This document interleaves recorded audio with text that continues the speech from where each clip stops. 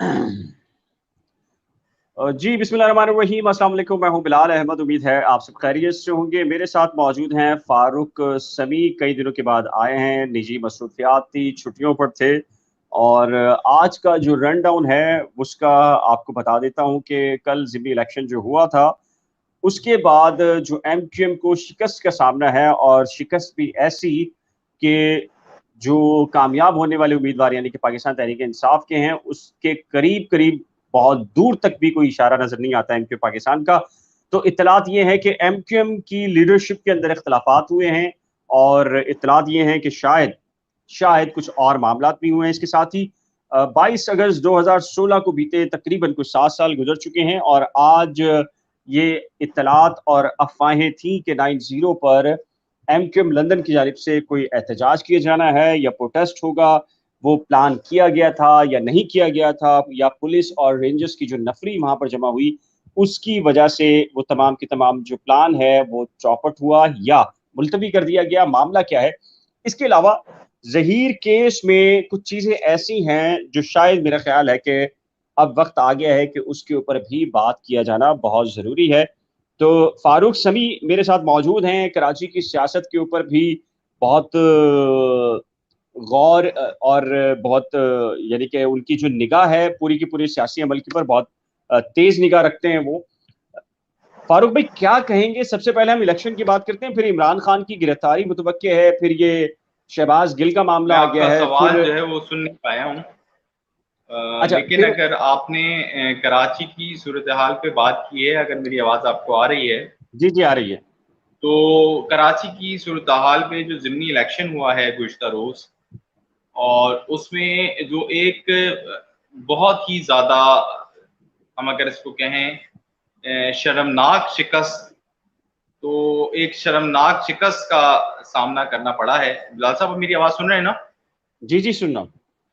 तो एक बड़ी शर्मनाक शिकस्त का सामना करना पड़ा है, और उसके आफ्टर शॉक्स जो आए हैं वो नजर अभी आ रहे हैं, और बहादुराबाद में उसकी गूंज भी है। याद हो अगर बिलाल भाई आपको, तो मैंने इस हवाले से कहा था कि इस वक्त अगर सबसे बदतर हाल में कोई है या सबसे बुरा हाल किसी का है तो वो एमक्यूएम का वो वाला सेक्शन है, या एमक्यूएम का वो टोला है जो कि बहादुराबाद के नाम से मशहूर है।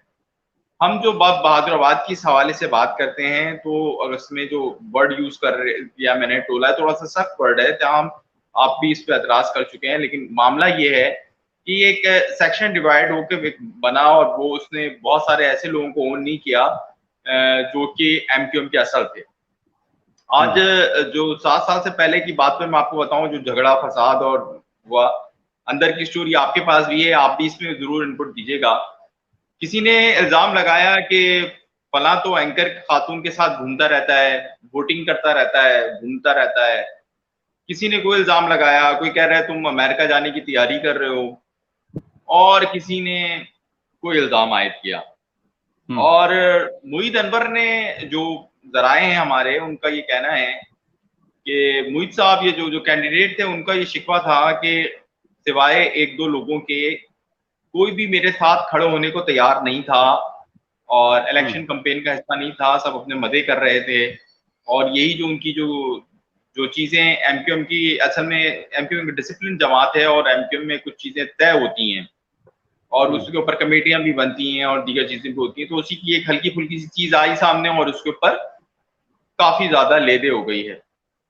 और ये लेदे का आगाज उस वक्त शुरू हुआ था जब एक अहम रहनुमा ने एक सेनेटर बना दिया था एक साहब को, जो कि कहीं से आए थे, और कहीं उनको बना दिया गया सिर्फ दोस्ती यारी की बुनियाद पर। तो शिकवा ये किया गया था कि जनाब, आपने सिर्फ दोस्ती यारी की बुनियाद पर इनको सेनेटर बनाया है, और वहां से फिर ये मामला आया कि भाई पैसों का मामला होगा, ये होगा। किसी ने बोला कि भाई जवाब देने वालों ने जवाब दिया कि उन्होंने पार्टी में फंडिंग की है, और ये किया और वो किया है। वहां से ये हाँ। मामला शुरू हुए, और ये मामला बढ़ते बढ़ते बढ़ते चले गए।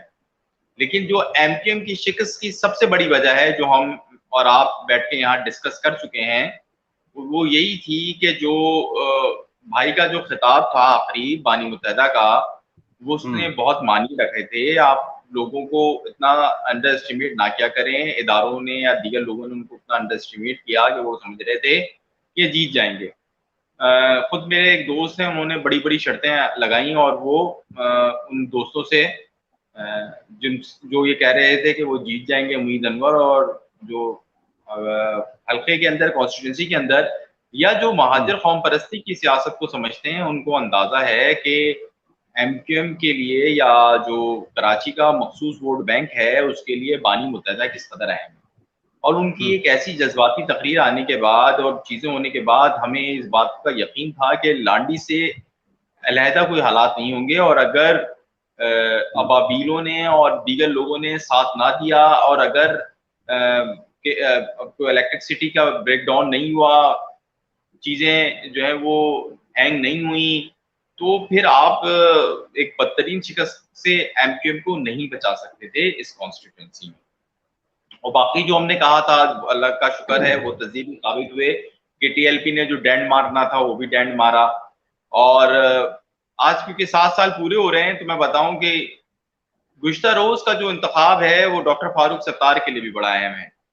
डॉक्टर फारूक सत्तार को अंदाजा हुआ कि उनकी ग्राउंड पे क्या वैल्यू है, वो कि मैंने जैसे समझा था कि वो डैंड देंगे, वो उससे भी कहीं कम उन्होंने डैंड दिया। लेकिन ये वही डॉक्टर फारूक सत्तार हैं जब एमक्यूएम ने अंडरग्राउंड जाने का फैसला किया और जब एक सख्त ऑपरेशन हुआ, और मैं उस पर नहीं जाऊंगा कि 22 अगस्त को तकरीर में क्या हुआ और क्या नहीं हुआ और तमाम चीज़ें अपनी जगह, लेकिन जब एमक्यूएम के खिलाफ सख्त किस्म का ऑपरेशन शुरू हुआ उस वक्त ये मेरे आंखों देखा हाल है। आप जानते हैं कि मैं उस वक्त उस स्पॉट पे भी मौजूद था, फिर उस इदारे में भी मौजूद था जहाँ पे सारे मामला हुए।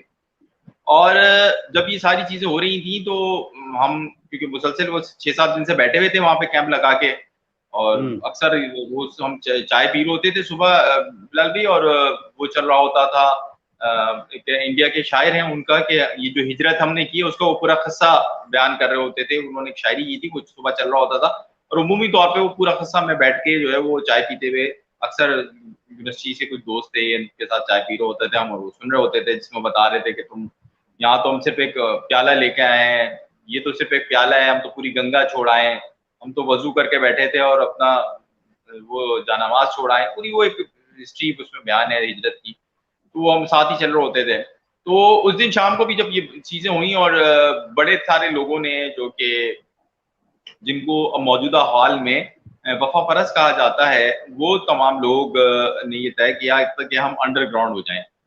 लेकिन डॉक्टर फारूक सत्तार ने फैसला किया कि वो इस एमक्यूएम को बचाएंगे, और मुमकिन है उन्होंने बहुत ही गुड उसमें किया हो कि भाई वो जो महाजिर कौम परस्ती का वोट बैंक है उसको बचाना है या जो भी चीज़ है वो सामने आए।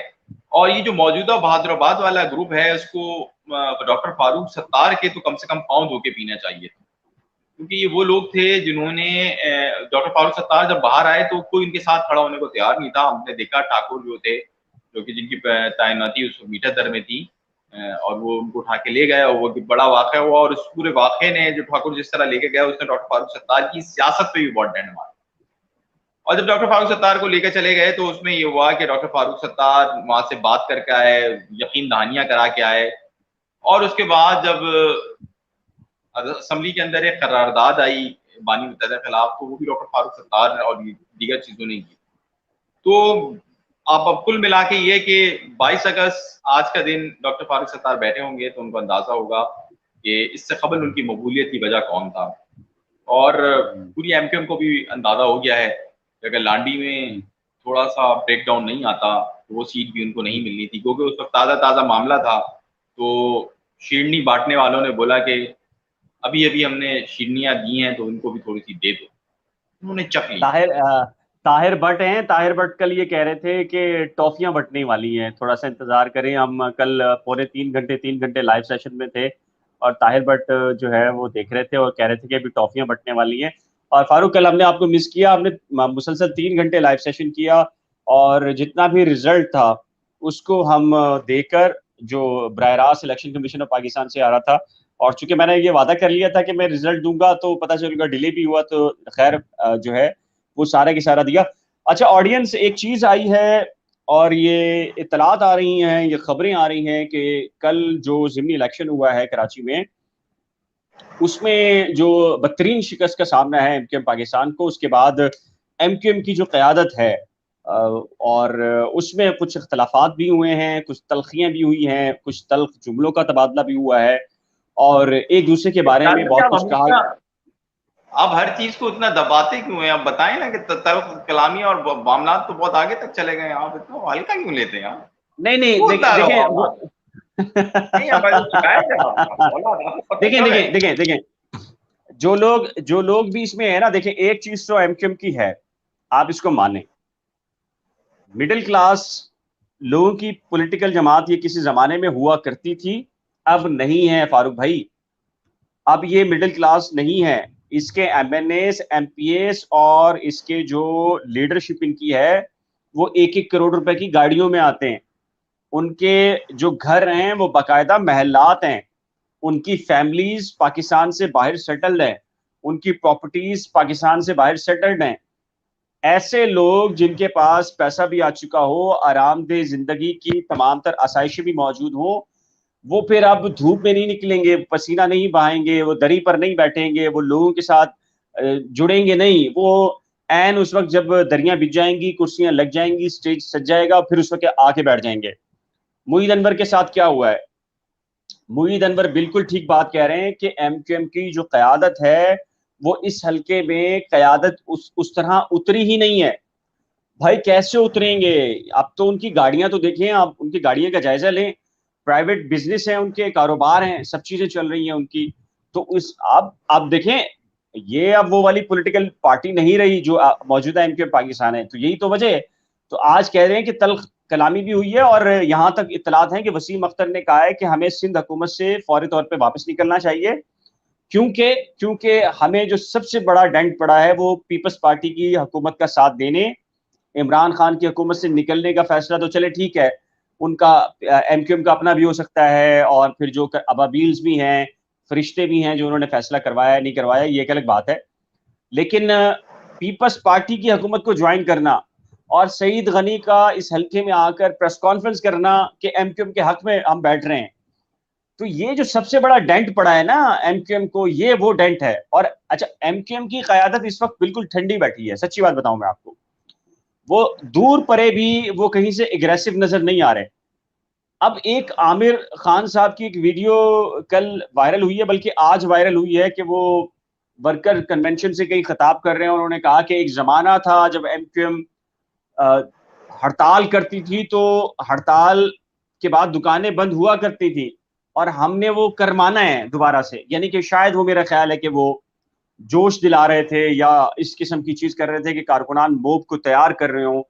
वलवला अंगेजी वाले खिताबात जो होते हैं ना, जिनका प्रैक्टिकल चीजों से ताल्लुक नहीं होता, सिर्फ और सिर्फ खून को गरमाने के लिए खिताबात होते हैं, खैर आपने भी सुने होंगे। तो ये इस तरह की चीजें उन्होंने की हैं। तो मेरा नहीं ख्याल। अच्छा, एक और चीज हुई है, वो ये है कि आज मुख्तलिफ मैसेजेस चले हैं व्हाट्सएप ग्रुपों में कि जी 9-0 के अतराफ में एमक्यूएम लंदन की तरफ से एक प्रोटेस्ट रखा गया है, और 9-0 को खुलवाने, एमक्यूएम लंदन के ऊपर जो पाबंदी है उसको बहाल करवाने के लिए। लेकिन रेंजर्स और पुलिस की भारी नफरी 9-0 आयशा मंजिल और इसके अतराफ में तैनात थी। लेकिन जब हमने बात की है तो हमें पता चला है कि एमक्यूएम ने ऐसा कोई प्लान किया ही नहीं था। एमक्यूएम, ये कारकुनान या मुख्तलिफ किस्म के जो सपोर्टर्स होते हैं उनकी तरफ से टैक्स था। जी फारूक भाई।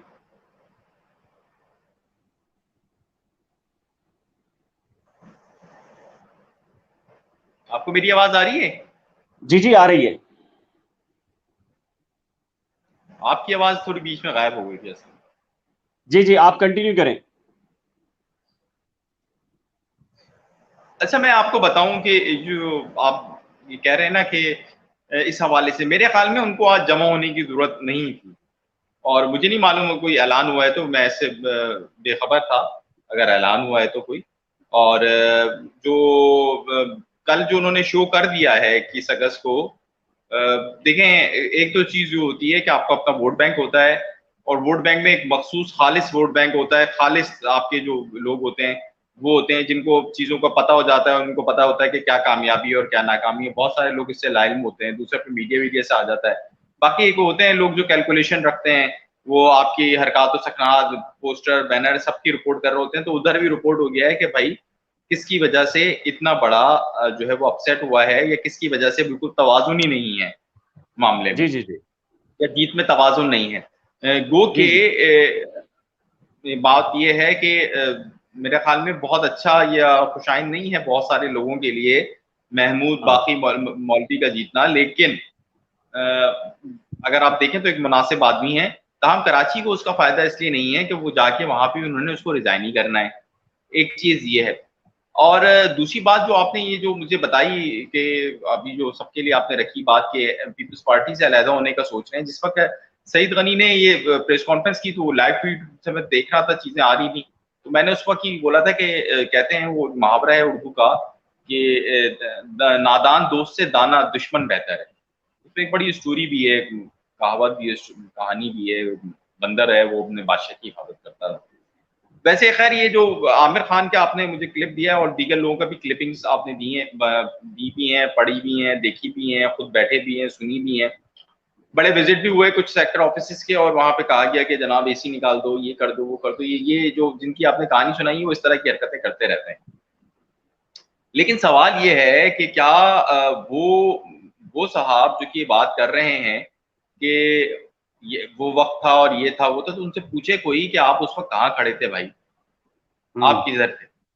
अच्छा ठीक है, अगर आप अब आ गए हैं और सारी चीजें करने को तैयार हैं, तो क्या आप वो आसाइशें और वो चीजें छोड़ने के लिए तैयार हैं, या आप वो काम करने के लिए तैयार हैं जो इब्तिदा में आपने किया? क्या आपने जो लोग हैं उनको प्रोटेक्शन दे दी है अपने? क्या आप अपने लोगों के साथ खड़े होने के लिए तैयार हैं? यहाँ हाल इस वक्त ये है कि अगर कोई बंदा पकड़ा जाता है तो सबसे पहले हर लीडर के खून के बाद वो कोशिश करता है अपने पीए से कि यार अब दोबारा राब्ता नहीं कराना, ये बंदा दोबारा है। अगर ओहो कोई शख्स किसी के साथ लंदन का लफ्ज जोड़ दें तो मामला ये हो जाता है कि फौरन से जो है ना डिसोन करने का सिलसिला शुरू हो जाता है हर लीडर के पास से। कुछ लोग तो अपनी फेसबुक की पोस्टों से ढूंढते हैं कि कहीं इसकी तस्वीर तो हमारे साथ नहीं दी गई। जब आपके पास ये मामला हो तो ये बहुत ही अफसोसनाक बात है, और ऐसे में आप अपने कारकुन को लड़ने के लिए तैयार नहीं कर सकते। गो के कराची की पॉलिटिक्स में अग्रेसिव होना ही आपकी कामयाबी की दलील है, और अगर आप जिस हद तक अग्रेसिव होंगे उसी हद तक आपको कामयाबियां मिलनी हैं, ये बात बिल्कुल दुरुस्त है। लेकिन वो शख्स जिसको जो वैन चलाता था, आज वो असेंबली के अंदर बैठा हुआ है, स्कूल वैन चलाता था, ठीक है, माफीनामा जमा करा के आया, उसके बाद आज वो असेंबली में बैठा है। इस तरह के कई आपके पास शक्लें मौजूद हैं। वो शख्स जो लाइन्स एरिया में बैठा था, वो आज उसकी चमड़ी इतनी गोरी हो गई है, माजरत के साथ, क्योंकि उर्दू जबान में ऐसी वर्ड है सखी, और उर्दू अच्छी इस्तेमाल करने की कोशिश करता हूँ, जिसकी चमड़ी इतनी गोरी हो गई है कि धूप पड़ती है तो वो लाल हो जाता है, उसको एसी और 2.5 करोड़ की गाड़ी में वो घूमता है, और उसको हाल उसका ये है कि लोग कभी उससे कुछ बोले तो बोलते हैं मेरे पास तो इख्तियार ही नहीं है। अगर वो शख्स ये दावे करे कि मेरा कारकुन मेरे लिए कुर्बानी दे, तो आज का कारकुन बेवकूफ नहीं है। जिस शख्स के लिए वो कुर्बानी देता था उसके चचा, और मुझे उनकी सियासत से बिल्कुल इख्तलाफ, 100 इख्तलाफ है अपनी जगह, लेकिन भाई उनके आगे पीछे के लोग भी इसी तरह जा रहे होते थे। उनका आगे पीछे का कोई रिश्तेदार भी कहीं नहीं लगा होता था। आज सिस्टम चलाने वाले जानते हैं कि कौन किस किस सिस्टम में बैठा है। एमक्यूएम बहादुराबाद के एक सबसे अहम शख्स का नाम, जिनका भी आपने थोड़ी देर पहले लिया भी था, क्योंकि कुछ चीजों की वजह से मैं नाम नहीं ले रहा उनका, उनके सबसे अहम शख्स एक एमडीए की एक ऐसी पोस्ट पे बैठे हैं जहां के सारा लेन देन का हिसाब किताब है जमीनों का, आपको पता होगा ना? तो अच्छा अच्छा अच्छा अच्छा फारूक भाई, मेरी आवाज आ रही है आपको? जी जी, मुझे आपकी आवाज आ रही है। अब ये जरा पीटीआई के ऊपर बात कर लें। पीटीआई को कराची वाले वोट दें, क्यों दें? ये अमरीन जफर ने भी लिखा कि पीटीआई हमारे हल्के से जीत कर भी 4 साल कुछ नहीं कर सकी, बावड़ा सिर्फ बातें कर गया। ये तो बातें हैं ना कि पाकिस्तान तहरीक इंसाफ ने कराची को तो डिलीवर कुछ नहीं किया। इसमें कोई दो राय नहीं है कि पाकिस्तान तहरीक इंसाफ ने पीटीआई ने जो है बिल्कुल कुछ भी डिलीवर नहीं किया है, लेकिन आप फैन फॉलोइंग को कैसे खत्म करेंगे? हाँ बिल्कुल, ये ये बात तो इमरान खान की फैन फॉलोइंग है, बुनियादी तौर पे जो तहरीक इंसाफ है वो इमरान खान की फैन फॉलोइंग है। अच्छा, कराची कभी आप सोचें, अमरीन जफर या हमारे दीगर दोस्त कि भाई कराची में एम पीटीआई को इतनी क्यों मिल रही है पॉपुलरिटी? भाई अंदरूनी सिंध में क्यों नहीं पॉपुलरिटी मिल रही उसको, या दीगर जगहों पे क्यों नहीं? ये देखें, यहाँ एक थोड़ा सा गैप था।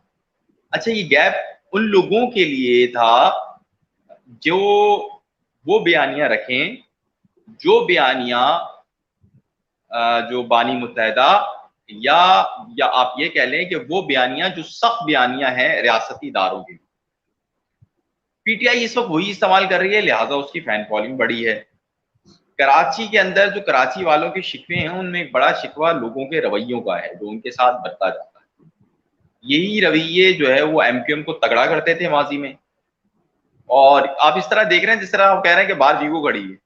ये ताहिर भट्ट कह रहे हैं कि फारूक भाई अफशीन के ग्रुप के हैं। अफशीन मंसूर जो है वो आपको पता है कि भाई के ग्रुप की हैं, तो आप जो बातें इस वक्त कर रहे हैं वो भाई की सपोर्ट में कर रहे हैं।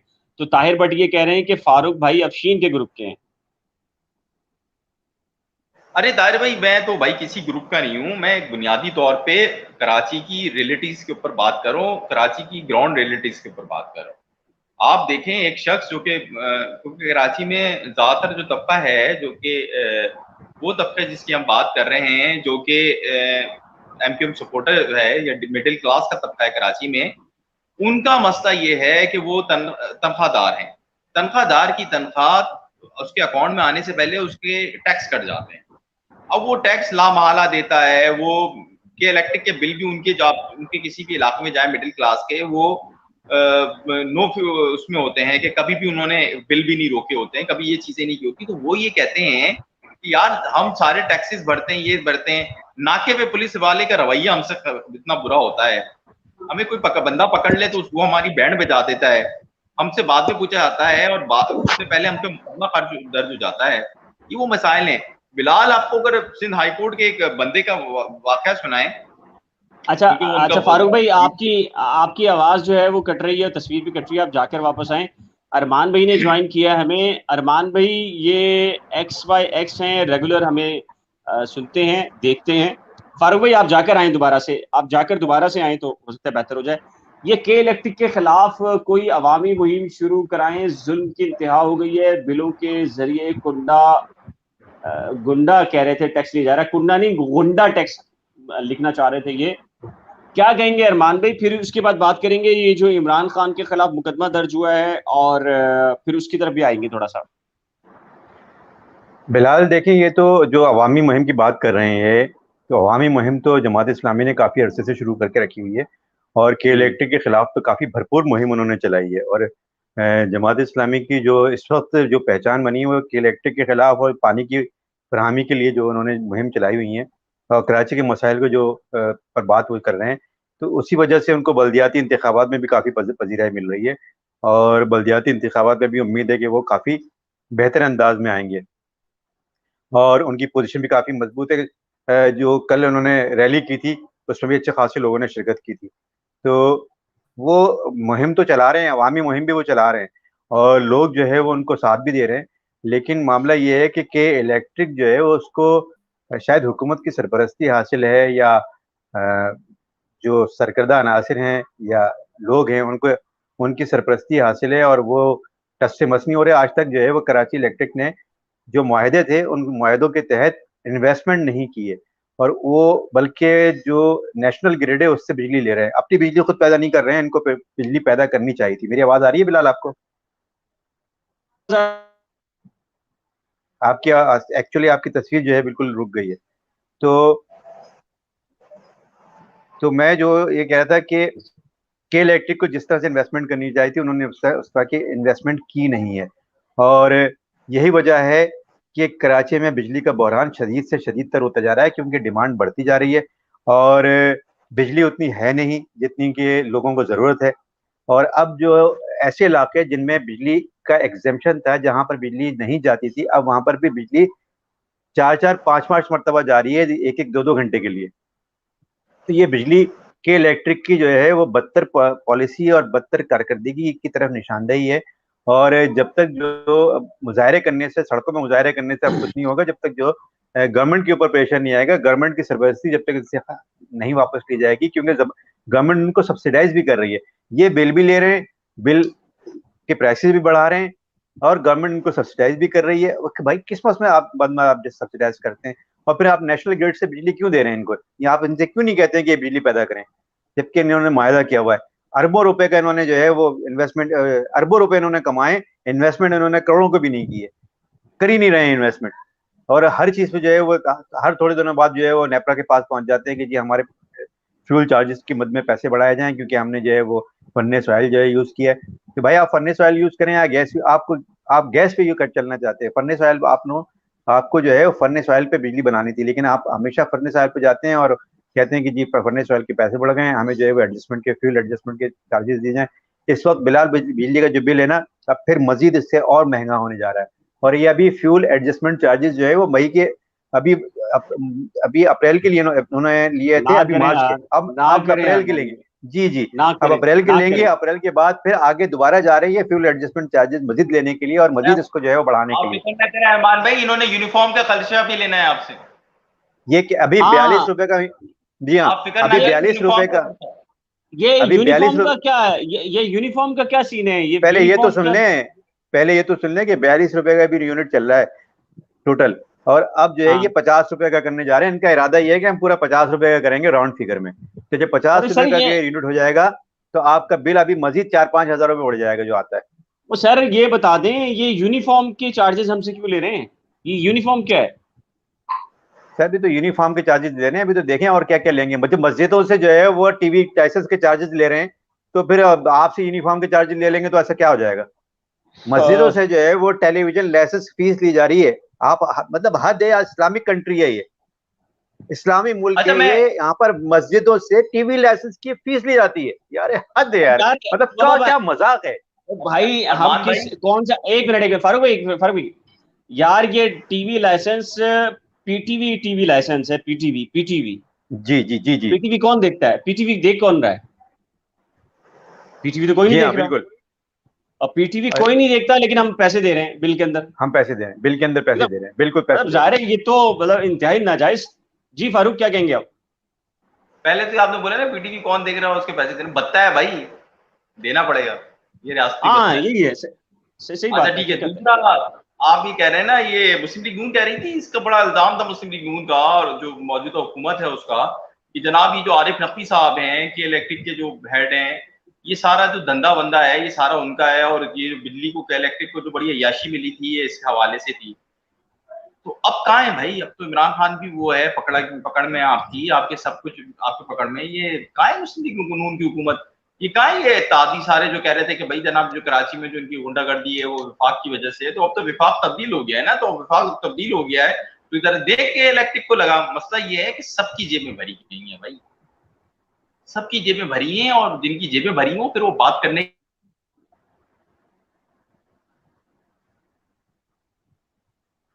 जी फारूक भाई स्टक हो गए हैं मेरे ख्याल, अरमान भाई।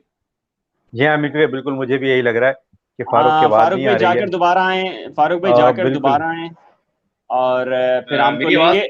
आ- आपकी नहीं, आप स्टक हुए हैं थोड़ा सा, आप जाकर वापस आए। अच्छा अच्छा, अरमान भाई, कितने चांसेस हैं कि इमरान खान जो है उनकी जमानत मुस्तरद हो जाए? जो प्रोटेक्टिव बेल हुई है उसके बाद जाहिर है कि उनके खिलाफ कंटेम्प्ट ऑफ कोर्ट की प्रोसीडिंग भी स्टार्ट कर दी है इस्लामाबाद ने, और कल जो है वो 3 रुकनी बेंच है जो कि हेयरिंग कर रहा है।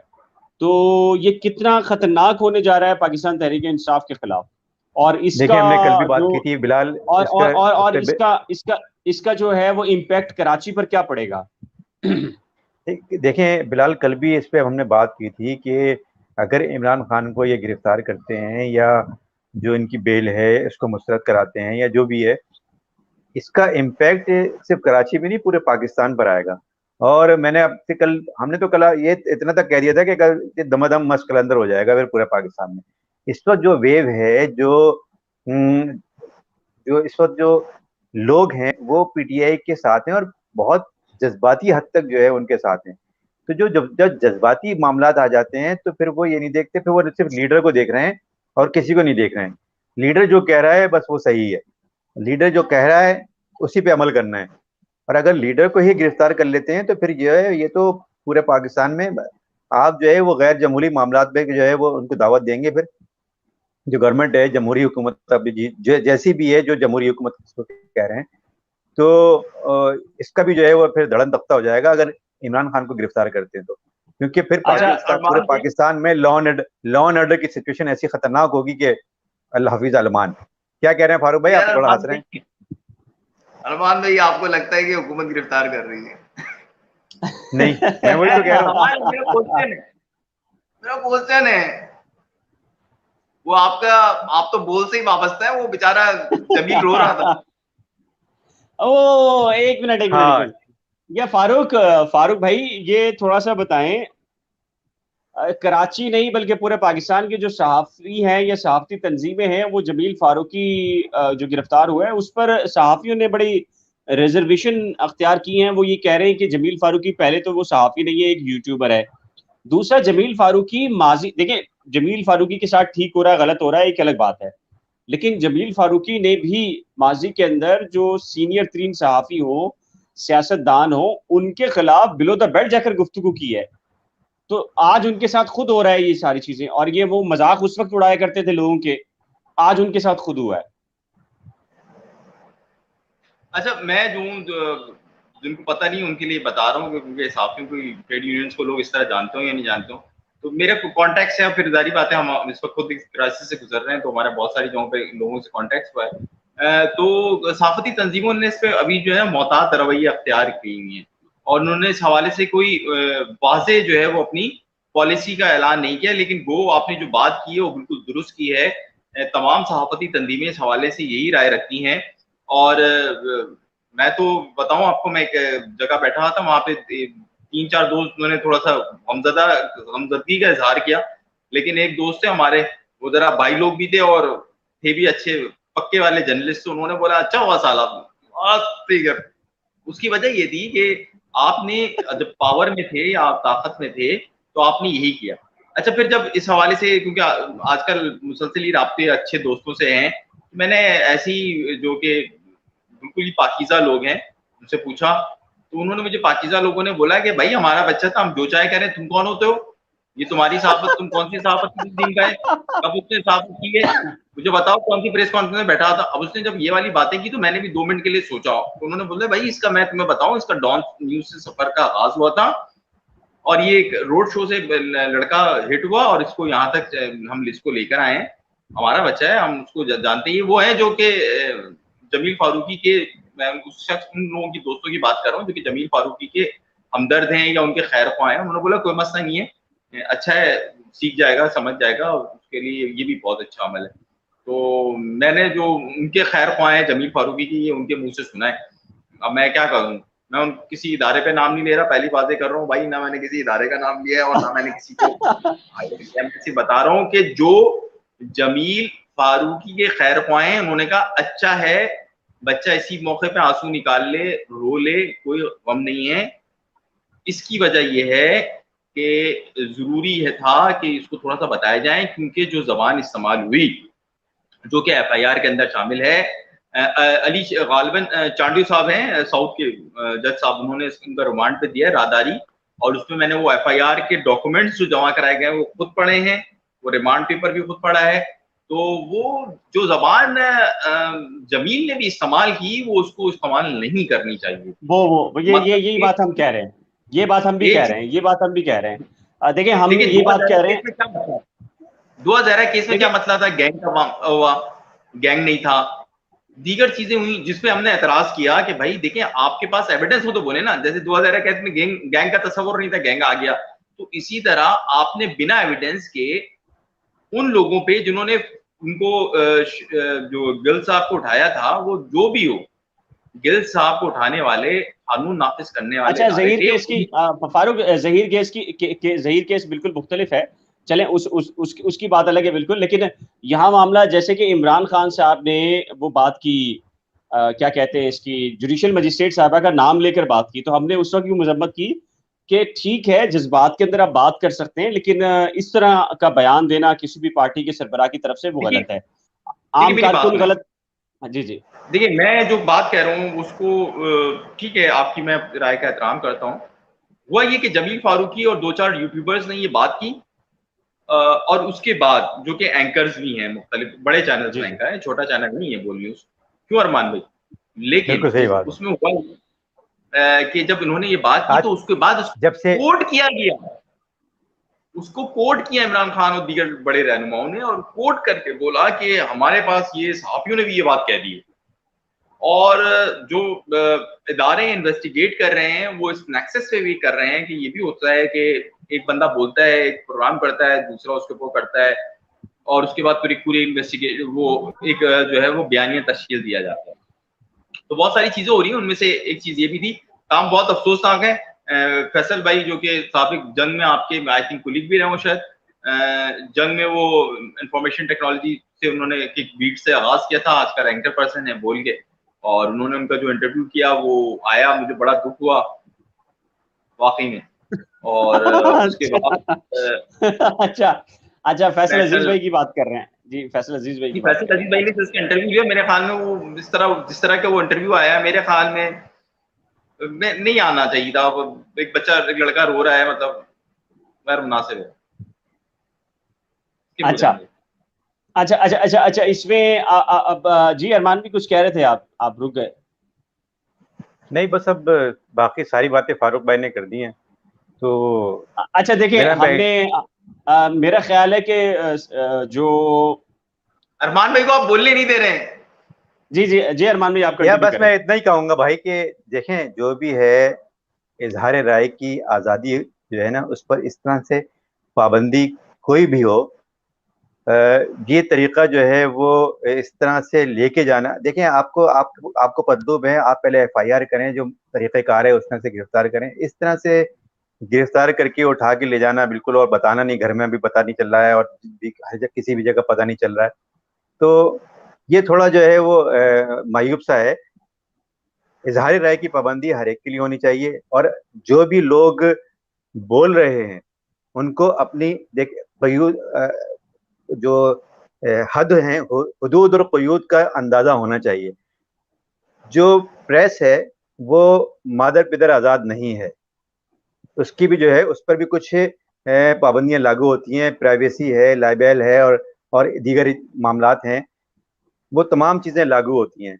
ऐसा नहीं है कि आप जो है जिसको चाहें, जिसके चाहें कपड़े उतार दें और कोई आपका पूछने वाला नहीं है।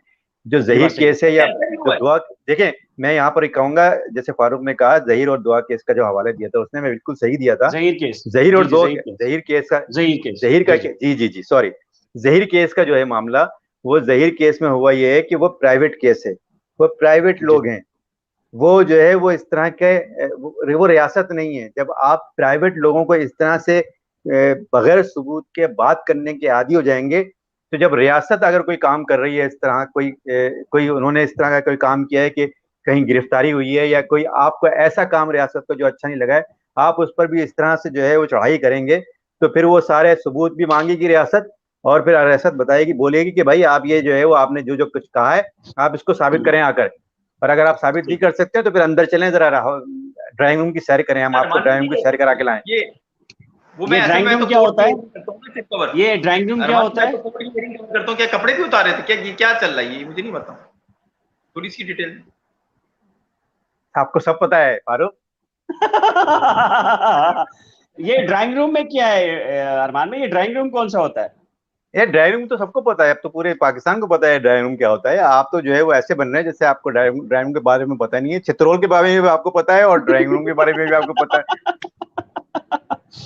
अच्छा जी, अच्छा जी, अच्छा अब्बास कह रहे हैं कि बिलाल भाई मैं आपसे नाराज हूं, आप मेरे मैसेजेस का जवाब नहीं देते। बिलाल भाई 3 दिन हो गए, जिस खातून के बारे में आपने उनसे वजाहत बयान का कहा था। अच्छा जी, मैं नाम नहीं ले रहा उन खातून का, अरमान भी बहुत अच्छी तरीके से जानते हैं, फारूक सभी बहुत अच्छी तरीके से जानते हैं, और मेरा ख्याल है हमने 3-4 दिन के बाद जो कुछ भी करना था वो हमने कर लिया है, और जाहिर है कि कुछ चीज़ें अदालत के अंदर हैं, तो जब तक आपको पता है कि हम लंबी लंबी छोड़ने वाले नहीं हैं, यानी कि पहले से कबल अज़ वक्त कोई चीज़ नहीं बयान करते, हम बड़ी ठोस चीज़ करके सारा काम पूरा करने के बाद फिर जाकर आपको बताते हैं। तो वो 3 दिन कंप्लीट हो गए, बिल्कुल आपकी ये बात बिल्कुल ठीक बात है, 3 दिन कंप्लीट हुए हैं, उसके आगे क्या होना है हमने वो कर लिया है, लेकिन जब उसका उसका जो रिजल्ट आएगा तो इंशाल्लाह से आप ऐन मुमकिन है कि 26 के करीब जो है वो एक अच्छा रिजल्ट भी सुनेंगे। और अरमान भाई के पास भी बड़े सरप्राइज हैं इस सिलसिले में, अरमान भाई के पास भी बड़े सरप्राइज हैं। अच्छा जी, ये बशर कह रहे हैं बिलाल, सिंध में जो बारिशों से फसलें तबाह हुई हैं उस पर भी आवाज उठाएं, फार्मर को सब्सिडी किया जाए, सब्सिडाइज किया जाए प्लीज। अच्छा, ये अरमान भाई बहुत 23 जो है वो अजला हैं कराची जो सिंध के मुकम्मल तौर के ऊपर बदतरीन कंडीशन के अंदर है। खुद मलीर का जो है जिला है उसकी भी हालत बड़ी खराब हुई है। तो लेकिन मसला ये है कि हुकूमत ने जो ज्यादा से ज्यादा मैक्सिमम देगी, मेरा ख्याल है 10 लाख रुपए एक कमिश्नर को दे देगी, जिसमें से 9.5 लाख रुपए कमिश्नर साहब के पास होंगे, बाकी 50,000 बचेंगे। बाकी 50,000 रुपए कहाँ तकसीम करेगा कमिश्नर?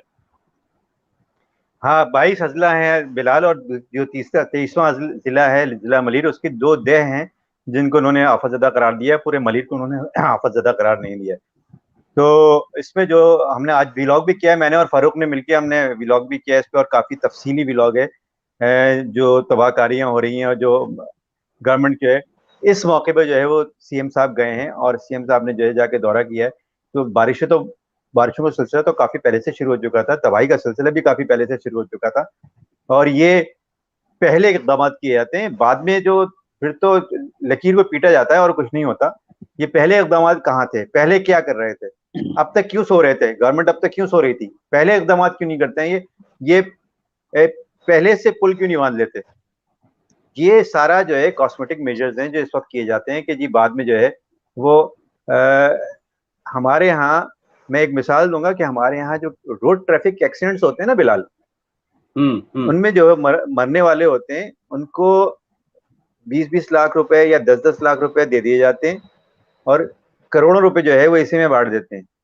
लेकिन ये करोड़ों रुपए ट्रैफिक के हालात जो हैं और जो सड़कें हैं उनको बेहतर करने के लिए खर्च नहीं करेंगे।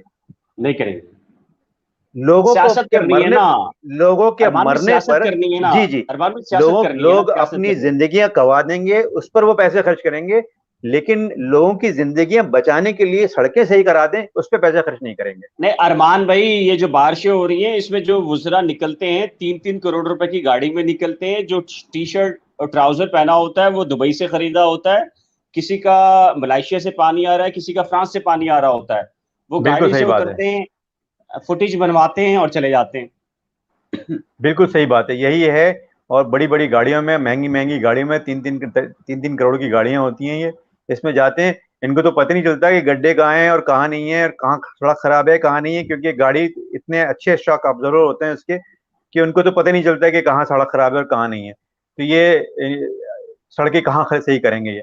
प्लस ये कि जो फसलें जो हैं वो तो फसलें क्या, वो तो पूरी फसलें, पूरे गांव जो है तबाह हो गए, जिस तरह की फुटेजेस आ रही हैं वहां से। बल्कि फारूक अभी चले गए, अभी इनको आने दें वापस बिलाल। फारूक तो गए हैं यहाँ से और इन्होंने जाके दौरा करके आए हैं। ये इनसे आप पूछिएगा कि वहां पर क्या हाल है, और उन्होंने अपने आंखों देखा हाल क्या देखा है। तो वहां जो फसलें हैं, जो मकानात हैं, लोगों के पास मकानात नहीं है, आसमान तले बैठे हुए हैं, वो खुले आसमान तले, उनके पास कोई, चारों तरफ उनके पानी है, किसी ऊंची जगह पर जहां खुश्की उनको मैसर हुई है बस वहां जाके बैठ गए। घर उनके टूट चुके हैं, सारा सामान जो है उनका पानी में बह गया है। उनके पास मेरे ख्याल से तो अब कपड़े बदलने के भी जो है कपड़े नहीं मौजूद नहीं है। तो वो उनके तो बेकसी का ये हाल है, और गवर्नमेंट कह रही है कि जी हमने उनको इमदाद कर देंगे और हम ये कर देंगे और हम वो कर देंगे। कर देंगे, और मेरे ख्याल से वो भी नहीं करेंगे। जितने पैसे जो उन्होंने अनाउंस किए वो भी पता नहीं कहाँ इधर उधर हो जाएंगे, लोगों को नहीं मिलेंगे। इससे पहले भी नहीं मिले, कुछ लोगों को मिल जाते हैं और जिनको दिए जाते हैं उन्हीं की फुटेजेस बनवाई जाती हैं। इसके अलावा लोगों को पैसे नहीं मिलते हैं। अगर पैसे मिल रहे होते, मामला अच्छे होते, वहाँ खर्चा हो रहा होता, तो सिंध की जो हालत है वो अब तक बहुत तब्दील हो चुकी होती। लेकिन आप भी जानते हैं, हम भी देखते हैं। फारूक, आप बताइए ना कि आप जो है सिंध के दौरा करके आए हैं, तो आपने क्या फसलों का हाल और जो लोगों का हाल है वह क्या देखा है आपने? जी फारूक, हमें सुन पा रहे हैं? इंटरनेट का इश्यू लग रहा है फारूक का। जी फारूक, लग रहा है फारूक भाई का नहीं जा रही। हाँ, आवाज नहीं जा रही। फारूक भाई दोबारा होकर आए। अच्छा जी, हम बस आखिरी 5 मिनट हैं, आप कोई सवाल करना चाहें, हमसे कोई सवाल पूछना चाहें, नया सवाल, जो पुराने सवाल हैं ज़हीर केस के, और वो नहीं, कोई नई चीज़ अगर आप पूछना चाहते हैं हमसे, तो हम आखिरी जो 5 मिनट हैं हमारे, हम आपके जो सवालात हैं उसको लेंगे और मुख्तसर कोशिश करेंगे कि उसके जवाबात दें। तो अरमान भाई, ये शेख नुमान हैं, कह रहे हैं कि कब तक कराची को नहीं सुना जाएगा, ना ये, ना मीडिया पर, ना किसी डिबेट पर। क्या कहेंगे अरमान भाई, मुख्तसर से जवाब दें। कराची को देखें, कराची को सबको पता है कि कराची की क्या हाल है, क्या है इस वक्त मामलात हैं कराची के, लेकिन कोई इसको ऑन करने के लिए तैयार नहीं है, कोई रिस्पॉन्सिबिलिटी लेने के लिए तैयार नहीं है। अभी आपने NA-245 के इलेक्शन में भी देखा है कि जो पार्टियां इलेक्शन में हिस्सा ले रही थी वो खुद भी जो है वो इस बारे में सीरियस नहीं थी। और एक वेव चल रही है पीटीआई की, और पीटीआई ने भी, ठीक है पीटीआई का बंदा जीत गया है वहां पर, लेकिन पीटीआई के लोगों ने पहले क्या किया है, और जो 14 उनके एमएनएस थे वो, उनको कल भी हमने ये बात की थी, उनको 90 करोड़ रुपए मिले हैं, 90 करोड़ रुपए एक एक बंदे को जो मिले हैं, वो कहाँ गए हैं, उन्होंने कहाँ खर्च किए हैं? कराची में अगर खर्च किए होते तो नजर आ रहे होते। चले, आप सिंध गवर्नमेंट ने खर्च नहीं किए तो आप लोगों ने क्या किया? आप, जब तक हम ब्लेम गेम खेलते रहेंगे कि जी उनकी जिम्मेदारी है, उनकी जिम्मेदारी है, उसको करना चाहिए था, उसके पास फंड है, हमारे पास फंड नहीं है, उसके पास फंड आया था, वो खा गया, इसने ऐसा कर दिया, उसने वैसा कर दिया, तो कुछ नहीं होगा कराची का। अच्छा, कराची को ऑन करना पड़ेगा। अच्छा, ये अशो जय कह रहे हैं काशमाला का बता दें प्लीज। कश्माला, ये जो आज कराची सिटी कोर्ट में केस आया है अरमान भाई, सच्ची बात बताऊं, देखिए मैं बिल्कुल झूठ नहीं बोलता, और चूंकि मेरे पास इसकी बेसिक इंफॉर्मेशन है लेकिन बहुत डिटेल नहीं है, तो मैं बड़े वसूख जराए से अशोक नहीं बता सकता।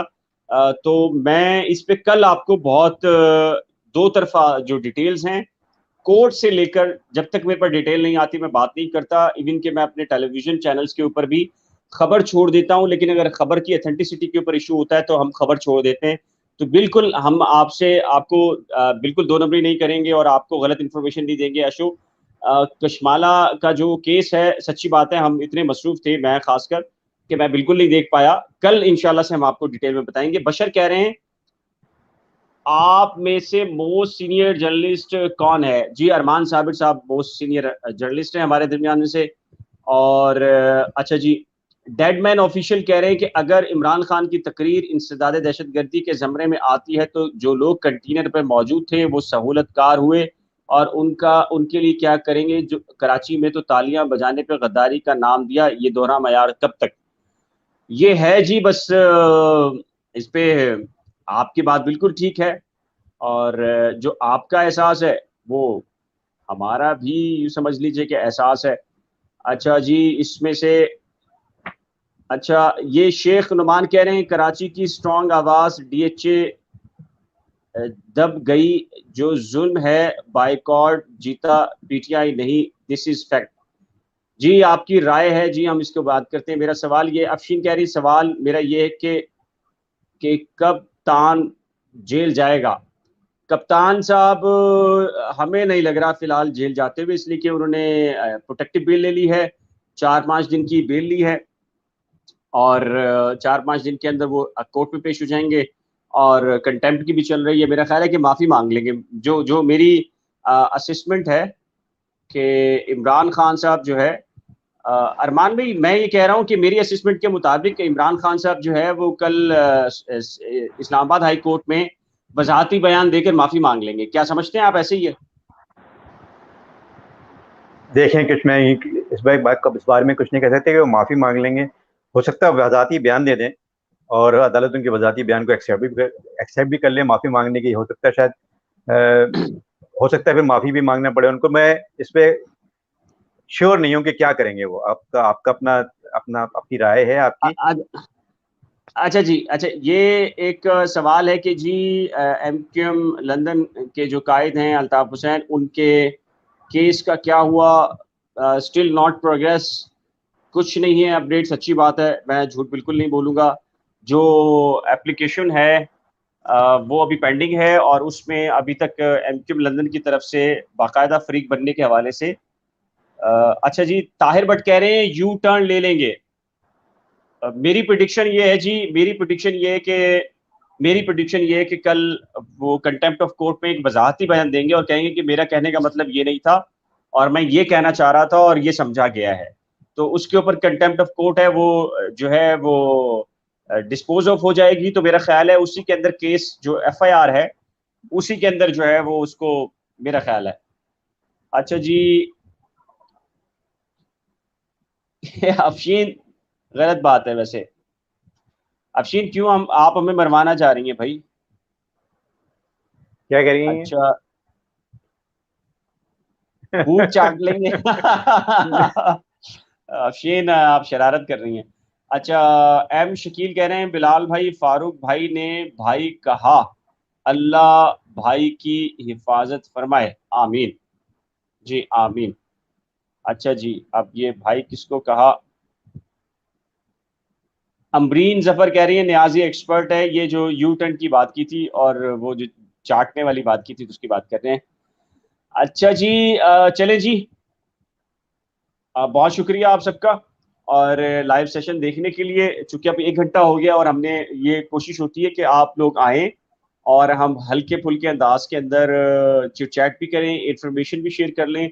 10:30 बजे के करीब हम जो है वो डेली बेसिस पे आया करेंगे और जहीर केस को भी इंशाल्लाह से देखें। जब कोई प्रोग्रेस नहीं होगी और कोई कुछ अपडेट ही नहीं होगी तो हम आपको क्या बताएं, और हम एंकी पैंकी आपको बताएं कि यूं हुआ जहीर केस में, यूं हो गया, जज साहब यूं चले गए और यूं हो गया, वो सारी फजूल चीजें होती हैं और मेरा ख्याल है मिसगाइड करके आपको, मेरा ख्याल है कि हमें कोई सवाब नहीं मिलना। जो फैक्ट्स हैं उसके ऊपर हम बात किया करेंगे डेली। अच्छा जी, पॉजिटिव कह रहे हैं कि आप कौन से न्यूज़पेपर में होते हैं? मैं जी 24 न्यूज़ टीवी के साथ वाबस्ता हूं और अरमान साबिर जो हैं वो बोल टीवी का जो इंग्लिश अखबार बोल आया न्यूज है का वो, बोल, हाँ वो उसके हैं। जी जी। और उसका है जी इंग्लिश का इंटरनेशनल अखबार है, तो जो बहुत अच्छी पोजीशन में जा रहा है। अमरीन कह रही है खुश रहें बिलाल, बहुत शुक्रिया जी।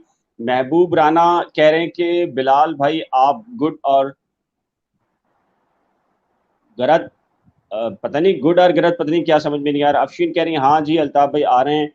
चले जी, बहुत शुक्रिया अरमान भाई, आपका भी ऑडियंस, आपका भी आपने मुसलसल देखा, हमें बर्दाश्त करते हैं डेली बेसिस के ऊपर और सुनते हैं और अपनी जो ख्यालात का इजहार है। और मैं देखता हूँ कि चैट के अंदर जो है वो एक दूसरे से भी तफरीक कर रहे होते हैं लोग, तो ठीक है, हल्के फुल्के अंदाज से रहता है। फारूक भाई क्या कहेंगे, आखिरी अल्फाज कुछ और अदा करें, आखिरी अल्फाज, बस उसके बाद क्लोज करते हैं।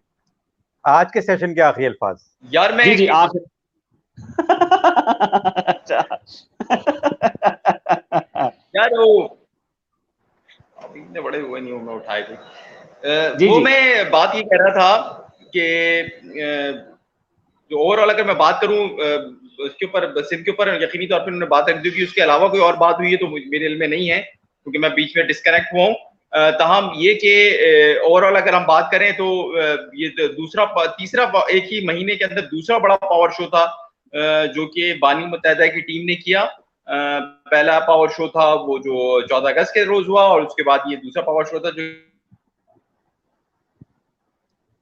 अगर हम बात करें सिंध के अंदर की तबाही की सूरत हाल तो बहुत बुरी सूरत हाल है। मीटर रीडर से लेकर जो, अब मैं क्या बात करूं, बहुत ही बुरा हाल है। मैंने खुद थोड़ा इलाकों का विजिट किया है। नहीं सुन बिलाल पा आप रहे जी। उन हालात से बचने के लिए काम नहीं किया गया। फारूक भाई हम आपको नहीं सुन पा रहे, मेरा ख्याल है कि इंटरनेट का मुसलसल इशू है। अरमान भाई ठीक है, बहुत शुक्रिया फारूक भाई, आपका भी बहुत शुक्रिया और हम तकरीबन 1 घंटा हो ठीक चुका है है। फिर अरमान भाई आप, कुछ कहना चाह रहे हैं आप? अरमान भाई कुछ कहना चाह रहे हैं आप? मैं बस ये कहना चाह रहा हूँ कि जैसा आपने बताया कि जहीर के जो केस है उसमें अगर डेवलपमेंट नहीं होती है तो हम आपको क्या आके बताएंगे। तो इसके अलावा भी और भी मौजूद पे हम लोग व्लॉग्स करते रहते हैं, तो आप लोग जो है वो जब तक जहीर केस नहीं है तो आप लोग जो है वो वाले व्लॉग देख लिया करें और दीगर जो मौजूद हैं हम उन पर जो है वो डिस्कस कर रहे होते हैं, उनकी चीज़ों को कर रहे होते हैं। तो इसके अलावा जो बाकी जो करंट इश्यूज हैं उन पे हम डिस्कस रात में आके कर लेते हैं। जो आज की पूरी कार्रवाई होती है हम उसमें यहाँ बैठ जाते हैं और आके हम जो है उसको समअप करने की कोशिश करते हैं कि जो भी आज पूरा दिन में हुआ होता है। तो वो हम लाइव चले सेशन में करने की कोशिश करते हैं। चलें जी, बहुत शुक्रिया जी, सबका बहुत शुक्रिया। और जो लोग कमेंट्स रेगुलर करते हैं उनका और ज़्यादा शुक्रिया, और जो हल्का फुल्का मजाक करते हैं और उनसे और ज़्यादा शुक्रिया। बहुत बहुत शुक्रिया जी। अल्लाह हाफिज़। अल्लाह हाफिज़।